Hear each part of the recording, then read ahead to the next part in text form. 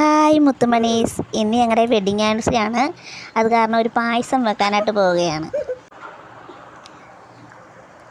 അപ്പോൾ പായസം ഉണ്ടാക്കുന്ന രീതി എന്ന് വെച്ചാൽ ആദ്യം നെയ്യ് ഒഴിച്ച് അതിലേക്ക് അണ്ടിപ്പരിപ്പും മുന്തിരിയും വറുത്ത് മാറ്റി വെച്ചു, വേറൊരു പാത്രത്തിലേക്ക് മാറ്റി വെച്ചു.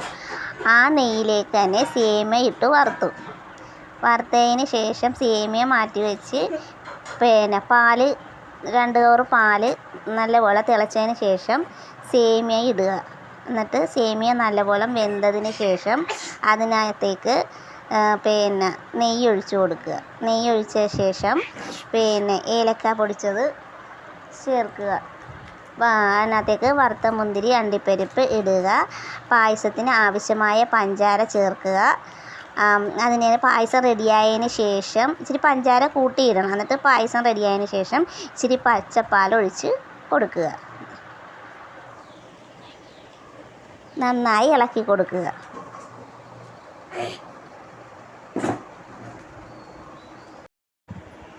നമ്മുടെ പായസം റെഡിയായിട്ടുണ്ട്.